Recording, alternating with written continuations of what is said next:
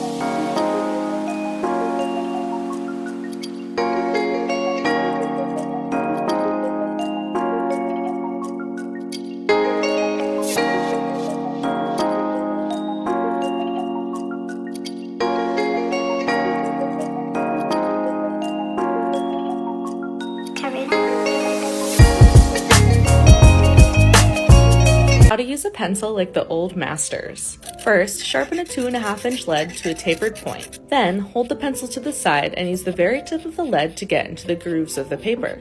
Make sure never to shade using the up and down M motion. Instead, use singular directional strokes. Each layer of shading should have its own consistent directional mark. And switching this direction with each layer helps you really get into all of the grooves of the paper. This will make each layer get progressively darker and less noisy, leaving you with a beautiful,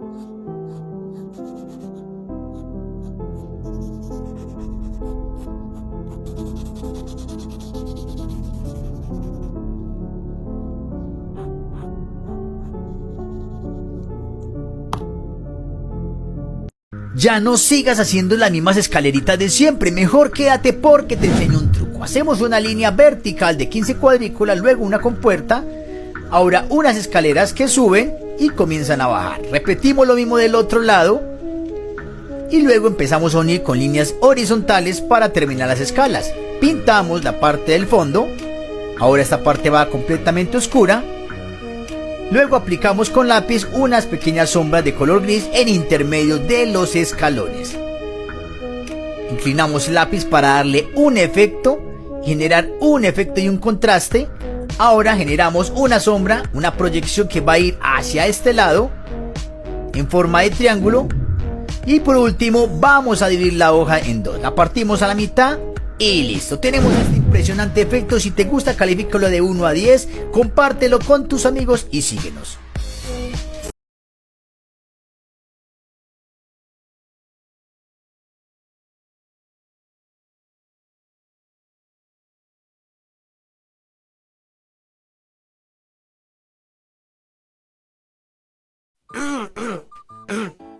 Kalian kalau gambar tangan masih kayak gini? Gak mau coba improve gitu biar bisa kayak gini, gini, atau gini? Nah, gua mau ngasih tips nih ke kalian. Cara gua gambar tangan tuh kayak gimana? Gak pernah bosen gue bilang kalau ngegambar tuh paling enak dari bentuk sederhananya dulu. Jadi pertama kalian harus bikin basic shape kayak gini. Habis itu kalian bikin 4 titik di atas kayak gini. Sama satu lagi di sini. Nah, dari titik yang udah kalian buat, kalian bisa tarik garis buat bikin jarinya. Perlu diingat tiap jari itu punya panjang yang beda-beda. Dan kalian bisa ikutin arahnya kayak gini. Nah, lanjut bikin titik lagi nih buat sendi-sendi jarinya. Nanti hasilnya kayak gini nih. Nah, dari garis dan titik yang udah kalian buat, baru sekarang kalian bisa bikin jarinya kayak gini. Nah, kalau udah 4 jari kayak gini, lanjut ke jempolnya. Sekarang bagian telapak tangannya. Telapak tangan tuh dibagi jadi 3 bagian. Yang 1 di sini, yang 2 di sini, dan yang 3 di atas gitu. Ini tuh ada sebutannya tapi apa ya, lupa gue. Nah, terakhir tinggal beri sedikit detail. Detailnya bisa bikin line art kayak gini atau diarsir juga boleh kayak gini nih. Nah, gue arsir kayak gini biar kalian bisa tergambarkan ya. Tapi kalau buat sampingnya kayak gimana? Nah, gue juga bikin tips nih buat yang sampingnya kayak gini. Tapi sebelum lanjut, gue mau spill nih pensil yang gue pakai di video ini. Jadi pensil yang gue pakai tuh pensil 2B dari merek Delic. Pensilnya enak kalau mau buat sketsa, apalagi arsir. Dan harganya cuma 14.000, tapi kalian udah dapat 12 pieces. Oke, lanjut. Nggak jauh beda sama yang sebelumnya. Yang samping juga dibagi jadi beberapa bagian kayak gini. Dan ya, udah. Bisa dilihat kan yang jadi pembeda tuh cuma dari POV dan posenya aja.